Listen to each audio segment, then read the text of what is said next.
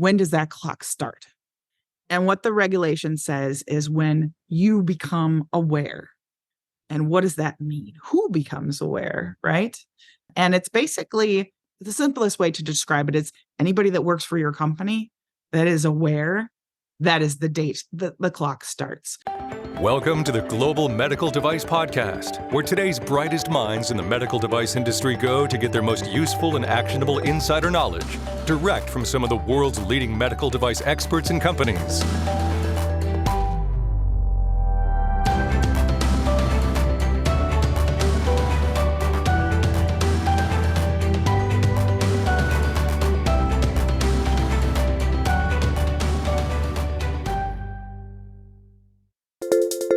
Hey everyone, welcome back to the Global Medical Device Podcast. My name is Etienne Nichols. I'm the host for today's episode. Today we get to talk about a wonderful topic of MDR, not Europe's MDR, but the medical device reporting for the FDA. Every medical device company in the US is likely going to be faced with some form of this at some point in their existence, I would assume. So with us today is, to talk about this is Lisa Van Ryn, a medical device guru here at Greenlight Guru. Lisa, how are you doing today? I'm great. How are you doing? Doing well. Why don't we start by talking a little bit about your background? Because this is the first time you've been on the podcast, and we typically like to do a Meet the Guru so people are aware and kind of get to know some of the gurus here at Greenlight Guru. So tell us a little bit about your journey and your origin story and how you got to Greenlight Guru. Oh, thank you. Yeah. So my origin story, I probably didn't start out in the medical device industry like most people did.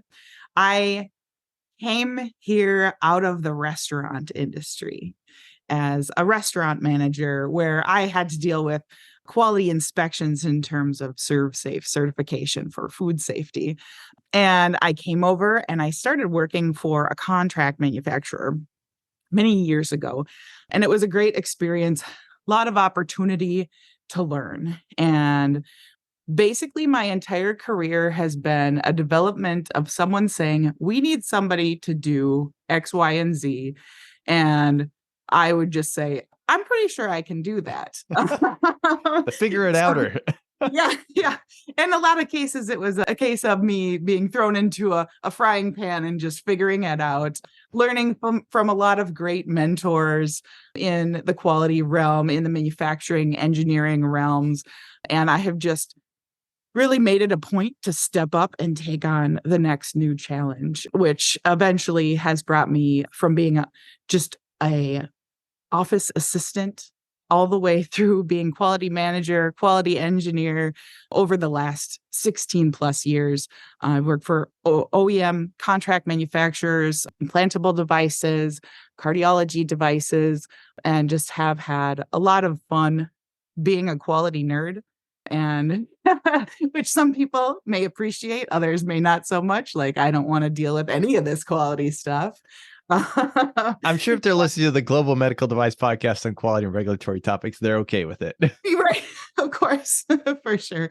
But all of that has brought me here with my experience to be a medical device guru here at Greenlight to help our customers learn how to use the software, to implement, to go through going from a paper or another EQMS over to GG, and just helping them along their journey with even things fundamentally in terms of industry knowledge, experience, best practices, state-of-the-art type of activities. So, yeah, I wrote something once where I talked about what is a medical device guru, because a lot of people ask us that question. And I basically said that we look for people who have a beginner's mindset, but the heart of a teacher.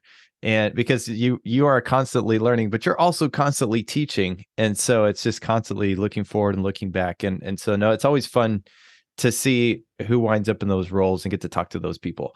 Usually when I have a Meet the Guru episode, I like to lead up to the conversation by asking, what do you consider yourself really good at? Or what are you a specialist at? And I know you had the similar response that a lot of gurus have, like, well, I don't know if I'm a specialist at anything, but you spent a lot of years doing a lot of different things. And so one of the things it sounds like we landed on was medical device reporting. So I wonder, how would you like to start down that road or topic? well, everybody needs to consider and deal with medical device reporting. And if you think that you don't, I would definitely start re-reviewing the guidance documents and the FDA regulation in typical in fashion when it comes to complaints, the definition for complaints, what that means, and the things you need to really take into account and consider.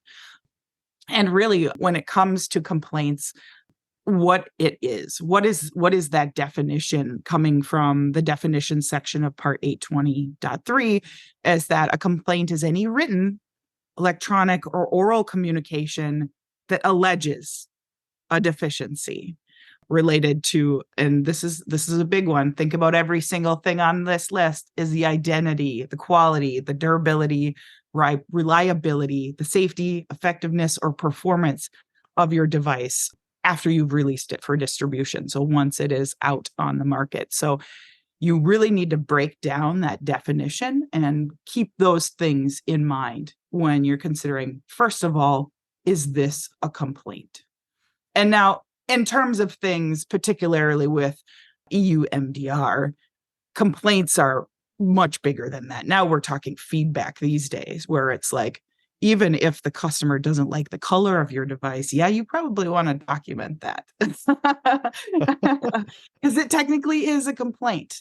But also positive feedback is good to document as well. But one of the things when it comes to the FDA regulation is that every complaint needs to be evaluated to determine if it is reportable under Part 803 of the medical device reporting chapter.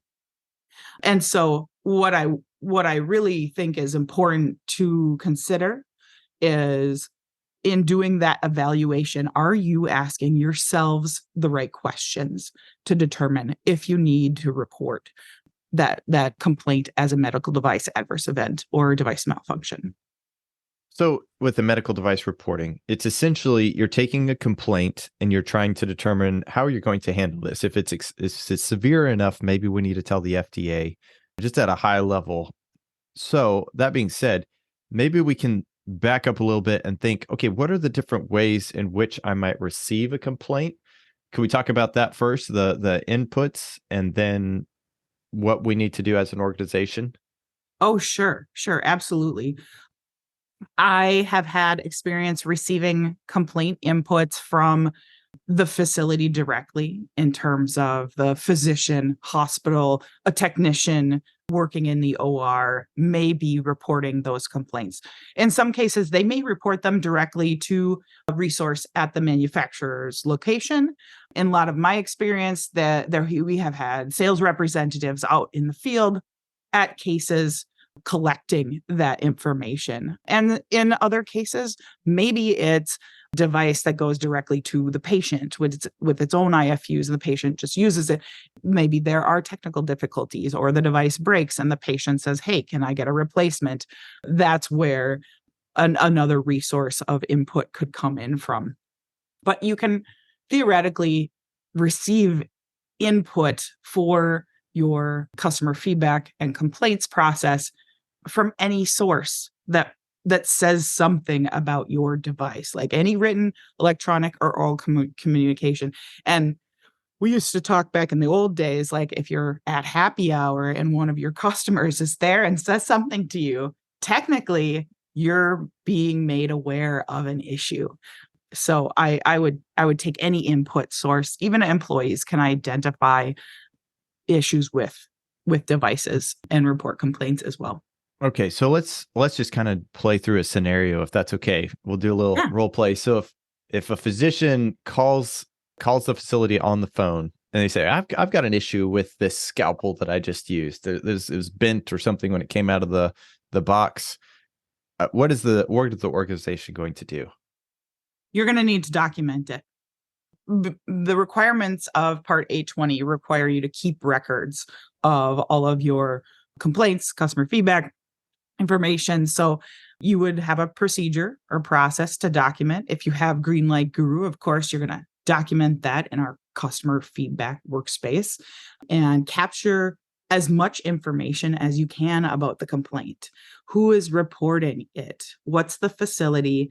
Do you have a name of a person that you can contact? You might need to follow up and ask additional questions. In my experience, the follow-up process has been hit or miss because in a lot of cases, particularly with physicians, it's not something that they can bill time for. So Right. getting responses from physicians sometimes is a challenge. And sometimes you can reach out to a tech that might have been working in the OR or even the facility itself. But response on follow-up is often challenging. But take whatever detail you can get, particularly about the details surrounding the event, what exactly occurred, maybe even try to follow the steps in the process. In some of my experience, some facilities are even willing to share like procedure notes or real actual documented details of the case, which always can be very helpful in determining that. And in a lot of cases, you may be questioning, is this serious injury directly tied to our device? If it's questionable, oftentimes the physician may say, absolutely not. This patient had a lot of pre-existing conditions and your device did not impact this. So all of those things should be reviewed, documented. You definitely want the date the event occurred, where it occurred, and who was participating in the event. If you can get that device back, get it back, because then you have a whole nother process of doing analysis on the device to see maybe there was a malfunction. Maybe there was a user error. Any of these things should be documented as part of the record for that complaint. And so maybe I skipped ahead a little bit too far. Let's just assume maybe you have been dropped into a startup who is just now building out some of their documentation for their complaint management system. How are you going to set that up? And what are some of the things that maybe you see companies not do well, maybe some pitfalls that they get into? Yeah, definitely. You need a procedure. You need a way to collect the data, a process for documenting what information is valuable and relevant. I'm sorry, what was the second part of your question? Yeah, the second part is like issues that people get into. I was actually just bringing up my ISO 13145. I just did some lead auditor training and I have it on my desk, and which I'm super pumped to have a hard copy back with me. I don't know, I lost my last one, but just the feedback, how just some issues that you see or could potentially see companies getting into when they are building out that part of the organization. Because I'll just give some experience or an example from my experience. I can remember going to a quality engineer's office or a desk. He had a cubicle and he had stacks and stacks and stacks of paperwork, and he was struggling to get through the all of the different complaints because he managed, I don't know how many product lines he was in charge of, but he handled all of the complaints that came through there. And I don't actually know what the interface he worked with. I don't know all the detail he recorded. I'm assuming everything that you talked about, but there's got to be a better way. And are there issues that you see? Yeah, companies typically mess this up, but it would be so much easier if they did this instead. Oh, in terms of efficiencies? Getting it right, it's playing the long game. Yeah. Yeah, I mean, I think I haven't had a lot of issues. Like I've really had the privilege of working for a lot of companies that are good at documentation in terms of what are the important things we need to consider. Had some great mentors, particularly when it came to complaints and MDRs. And some of my experience, I can say that there have been teams I've worked with in the past that maybe have been overly liberal, if that's the right direction I want to say that, in terms of, oh, maybe our product is perfect. I don't even really need a complaints process, Yeah. or that customer doesn't know what they're talking about. That's not even how it's supposed to work. So taking for granted the value in assessing this information not just for the purposes of regulatory reporting. I guess one of the biggest things I would think is that if you're not taking the data and putting it into the feedback cycle to look deeply at trends in reporting, to consider what improvements you might need to make with your device or even with your labeling and IFU. Because if you're having user errors, maybe there's something wrong with your instructions. Something, putting that into the cycle as part of post-market surveillance for follow-up and improvements. That is where I think a lot of companies don't invest where they should, but also more so if you're taking for granted the feedback that's coming in and not considering it as important, whether it's reportable or not, there is valuable data in the information that comes in. So if I am a company that I have some complaints coming in, and I'm looking at those, the trends, that makes a lot of sense. And I think that's good advice. Obviously, you want to be doing some trend analysis. How do you determine, okay, this one, it's gotten to the point, or maybe we have enough little ones. I don't know which direction. Are those two different options that we need to do an official medical device report to the FDA? Oh, that's a one case at a time review that you need to do. Okay. So there are specific questions that I recommend you consider. And one of the best tools that you can do, that you can create, is what is called like a decision tree. So more or less a flow chart. How do I know if this one specifically is reportable? So first of all, part of the regulation says that any event that you have become aware of that reasonably suggests that the device may have caused or contributed to a death or serious injury, that's really the first place that you start. So if there's a reasonable suggestion that it could be contributing in that way, then you really need to dig in deeper. And so it's either death or serious injury or device malfunction. Those are the two kind of key questions that you want to ask. And so when I'm building a decision tree, the first thing I say is, did a death or serious injury occur? And death is pretty simple to answer. That's a yes or no question, right? But serious injury is a little bit more vague. My question. Yeah. Right? Yeah. But that's okay, because serious injury is defined by the FDA. So when you ask that question, you say, okay, what do they consider to be a serious injury? So I even would pull that definition into the decision tree so that the person that's evaluating the information can say, is this a serious injury? And what a serious injury is, it could be considered life-threatening. It could result in a permanent impairment to a body function or permanent damage to a body structure. And then the third one, and this is the one that's most complex, is that it necessitates medical or surgical intervention to preclude permanent impairment of a body function or permanent damage to the body structure. So permanent means irreversible to the structure, including trivial impairment or damage. So if that first question is a yes, then a medical device report will be required for sure. But the type of report that you want to do, we don't know quite yet. So that would be the first step in your decision tree. Okay. I don't want to slow us down on the first step necessarily, but I do have a clarifying question that I'm curious about. Necessitates medical or surgical intervention to preclude permanent impairment of a body function.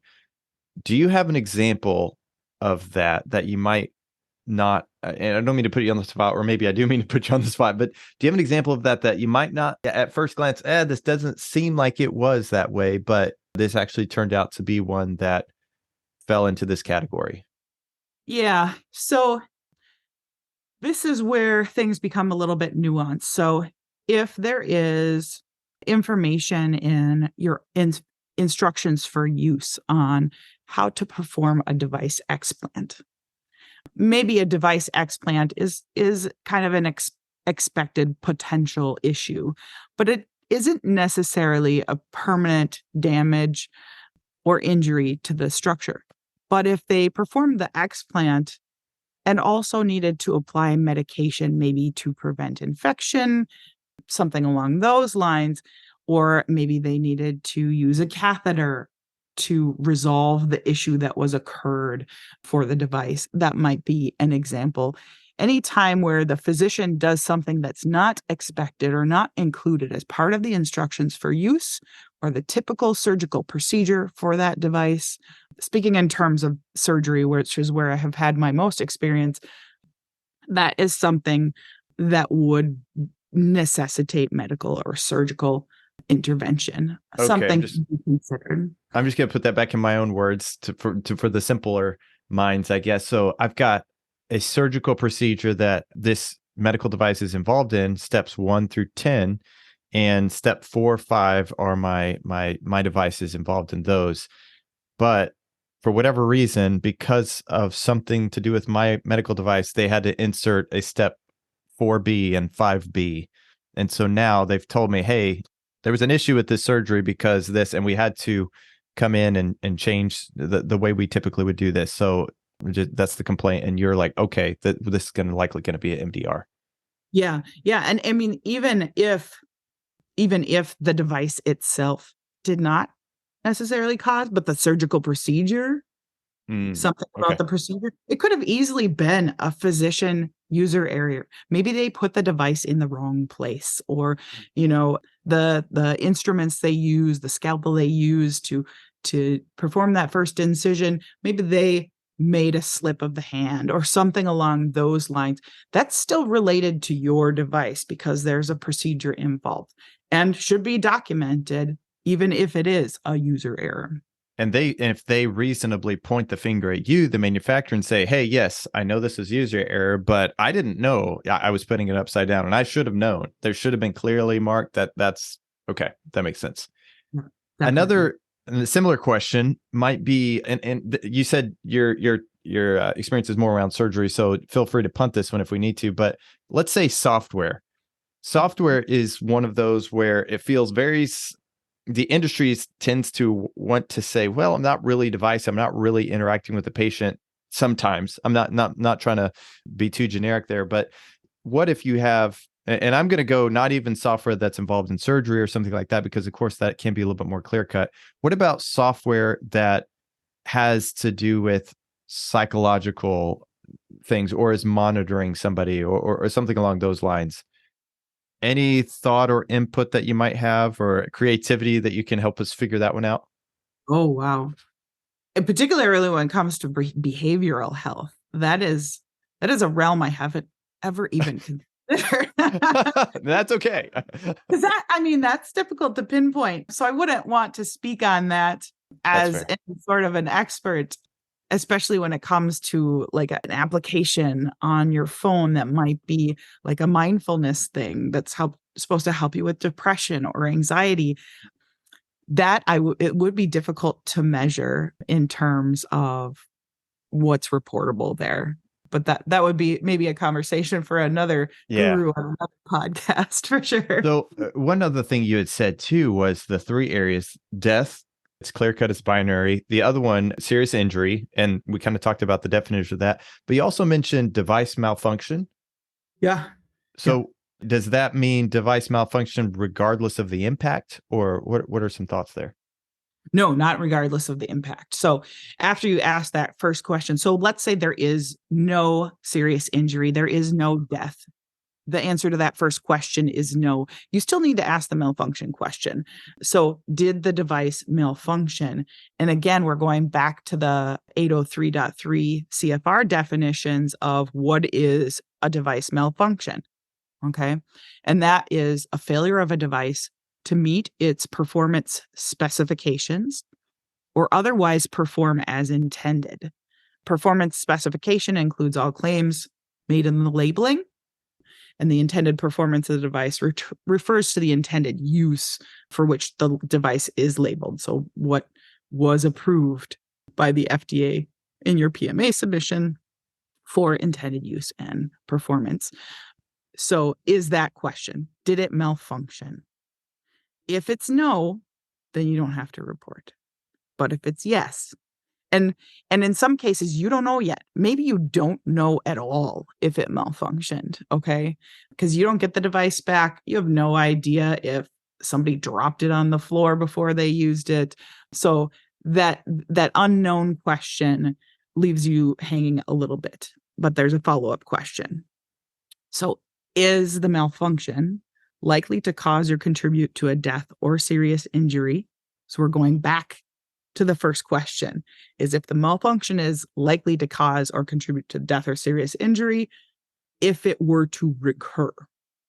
So if the malfunction happened again, is it possible? Is it likely?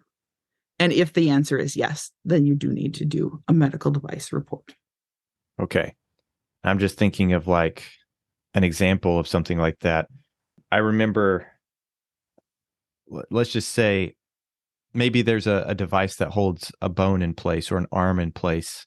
While I had distal radius surgery, I had a plate put in my distal radius during college because I just shouldn't have been doing some of the things I was doing. Anyway, my arm broke. They went to put surgery on. They went to put a plate in, and so this is me being just completely creative. Who knows if this could ever happen? But let's say he slips, or something's holding my arm while he's drilling on it, but that thing that holding my arm isn't screwed down very tight, and it starts to slip and my arm could fall off, but the nurse catches it. So nothing bad happens. Maybe the nurse catches whatever fixation device should have been in place, or but it malfunctioned. That sounds like a potential for this area. Is that? Yeah, because there's even if maybe you didn't have an injury, but that type of malfunction could be an injury, then yes, I would consider that reportable. Okay. So we talked about step 1 and I slowed you down a lot. What are some of the step 2s and the next steps? Maybe we need to run through some of those. So there is another level of question. So those first two, death or serious injury and device malfunction, just determine if you need to report. The third question suggests, say that I have to correct myself on one thing because I missed a step. So if the malfunction was likely to cause or contribute to the death or serious injury, then it is reportable. Did I already say that? I think so, but yeah, okay. I always appreciate a clarification. Go ahead. I just didn't know. Okay, so you need to report, but there's two different kinds. There's a 5-day report, which is 5 business/working days. Okay. And there is a 30-day report, which is 30 calendar days. And you can follow all this through with the guidance for reporting for medical device manufacturers to kind of hash out the details of the reporting part of it. And we'll put that in the show notes, just so those of you listening, we'll put a link to the FDA guidance. Go ahead. Perfect. So if the event necessitated a remedial action to prevent an unreasonable risk of substantial harm to public health, then it's a 5-day report. If not, then it is a 30-day report. So that last question determines which type. And what a remedial action is could be something other than routine device maintenance that is necessary to prevent that risk of harm to the public. Okay. And so walk me through that a little bit more. Maybe I need to break that down. So if we believe that it was dropped, and this would never happen unless you drop it on the floor, that sounds to me like, okay, that may not need remedial action. We need to look into that. Maybe we need to change some of the packaging, some of the stability or the robustness of the device. But really, this is a one-off situation. But we are not really sure, and it sounds like something bad happened and we have no idea. And the next surgery is next week, and the same thing could happen. We don't have any idea. To the device that they're going to be using is the exact same device. That sounds like it could be the former or the first category. Correct. So kind of a single one, what it says in the 803.3 definition for remedial action is that an action taken to correct just a single device is not considered the remedial action. But if there is any reason to think that devices currently on the market could cause death, serious injury, then that would be the remedial action, which in most cases would be some type of field action, whether it be a recall. That kind of activity would be an example of remedial action that would necessitate that 5-day report. So you can really get the word out and prevent risk of injury or death. So it's kind of the difference between a broken design and a broken device. Right. That's a good way to think of it. Okay. Cool. Okay. That helps a lot in thinking how the time frame, 5 days versus 30 days. Yes. What are some of the differences? Yeah, go ahead. Yeah. Follow up. I have one follow-up caveat because this has always been kind of a question of when does that clock start? And what the regulation says is when you become aware. And what does that mean? Who becomes aware, right? And it's basically the simplest way to describe it is anybody that works for your company that is aware, that is the date that the clock starts. And a lot of times people might be confused. Maybe you are a complaint handling specialist and you receive the information from Joe Schmidt, who's out in the field, and you think, okay, this is when I became aware. But you actually have to count when Joe becomes aware, because if Joe finds out 3 weeks ago and he's like, oh, I forgot to tell Lisa that I had this adverse event and he's reporting it on the 29th day, I still have 1 day to get that report done. According to the FDA, it would be considered late if I get it in past the 30 days, regardless of how long Joe sat on the information. Okay. So it's kind of like the organization is the body. And I'm going to torture this metaphor. So you're going to have to tell me when to stop. But let's say I, as Etienne Nichols, and my entire body, I am the organization. I put my hand on a hot stove and it takes my hand a little bit longer to travel to my brain to say, hey, you're burning your hand. Maybe it takes me an hour versus the half a second that it should take. The time that I'm burning my hand is from the time I put my hand on the stove. Okay, this is a terrible analogy, I feel like. But it might be from the time you it's from the time you put your hand on the stove. I don't know. That's maybe it is a terrible analogy. But I'm just picturing, I guess, the organization being there are lots of people on the periphery, maybe people in the field, maybe people who interact with the customers, even salespeople and so forth. When they receive that information, the organization has received the information. Yeah, and so that's the way the FDA looks at that. Yeah. Okay. And I tend to be very conservative on this as well. So if they sent me an email, I typically will go from the date that they sent the email. But I always made a good practice to try to get those reports done as soon as possible, as soon as I had enough information. Now, if you have your complaint still open, maybe you're expecting to get that device back, you still want to get your report in at the 30-day mark, because there is an option in the reporting process to do a follow-up. And that is what is required, is that if you receive new information after you've submitted your first report, you need to do a follow-up again within 30 days for that typical 30-day report. Okay. And then at some point, I'd love to get into the nuances of actually submitting that report or getting set up on the e-submitter. Maybe we don't want to do that necessarily today, but I would like to ask, what are some of the things that happen after you submit? Is there interaction with the FDA? What do they do with that information? When you have a follow-up, what do they do with that? What's your input? So they will capture the data that you send. If there's any issues with the report, they might shoot an email back to you and say, hey, there's information missing, or this was not quite clear. I have had very few occasions where I had interaction with the FDA in any way after I submitted the report. But the data is published publicly in the MAUDE database on the FDA's website. And it also is used as part of the Total Product Lifecycle database, the TPLC database, because when you put in your report, you also put in your device code with the FDA. So in the TPLC database, it will have a listing of types of harms and hazards that occurred with relation to your device. And also you can look up competitors' data as well, but you are able to go into the FDA's website and review the published information when you have those reports. Okay, that makes sense. So it does become public knowledge.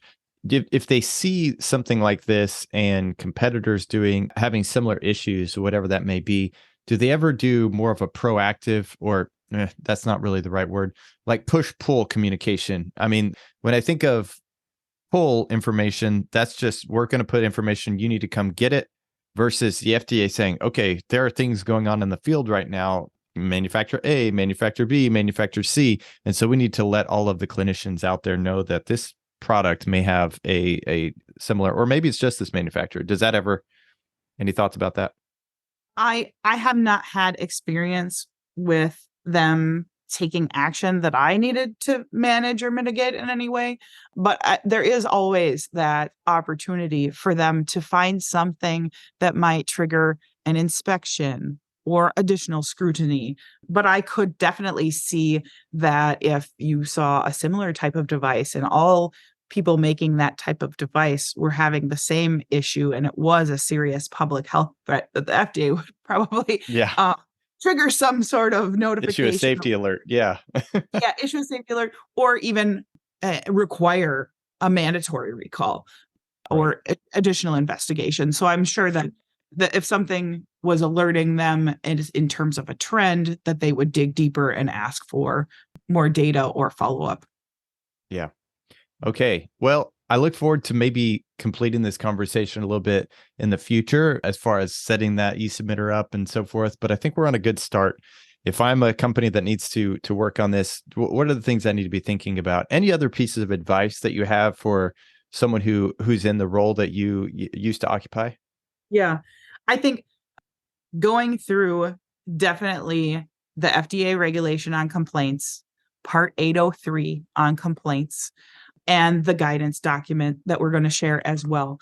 And then if you're getting started with this process and you expect to be receiving feedback anytime soon, that could potentially be something that needs to report, I would get a jump on preparing the process, not just in terms of the procedure, but there is a web interface e-submitter application that you need to go through a procedure with the FDA to download this application and get that configured onto your desktop for each user individually that's going to be doing any submissions, whether they be electronic submissions for regulatory updates or for this type of thing, because the reg team probably uses this for submitting PMA supplements and whatnot.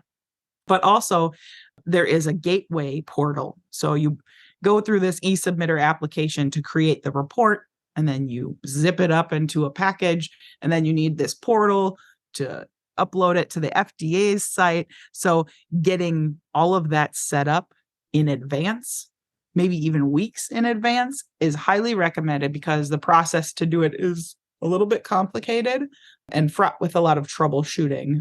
So if you're not very tech savvy, it's going to be a bit of a struggle, but I would definitely love to cover that part of the process on a future conversation for sure. Well, that especially sounds important if you get one of those first categories where you need to report in 5 days. You don't want to be spending that 5 days getting set up with the FDA. No. And there might be some workarounds in the guidance documents. Like if you are struggling here, and they do have support to help you with it, but it is definitely a bit of a process. It takes some time. We'll see if maybe we can add a link to that guidance as well, or some recommendations to help people out there too, until that next episode does come out. So sounds great. Very cool. Thank you so much, Lisa. Where can people find you? Is it okay if they reach out to you and ask questions if they have more? Of course. If you are a GG customer and you have a cyst, You can find me or any of our gurus on this from 9 to 5 Eastern if you have industry related questions or questions about the GG app. We also have open office hours for our customers where you can go online, have a face-to-face conversation with other customers and our gurus on any of our workspaces related to the use of the software. Otherwise, you can reach out to me on LinkedIn too and connect and follow me there. Okay. Sounds good. Thank you so much, Lisa. Really appreciate you sharing your experiences and look forward to future conversations. Everybody who's been listening, you've been listening to the Global Medical Device Podcast. We'll see you all next time. Take care. Thank you. Thank you so much for listening. If you enjoyed this episode, can I ask a special favor from you? Can you leave us a review on iTunes? I know most of us have never done that before, but if you're listening on the phone, look at the iTunes app, scroll down to the bottom where it says leave a review. It's actually really easy. Same thing with the computer. Just look for that leave a review button. This helps others find us and it lets us know how we're doing. Also, I'd personally love to hear from you on LinkedIn. Reach out to me. I read and respond to every message because hearing your feedback is the only way I'm going to get better. Thanks again for listening, and we'll see you next time.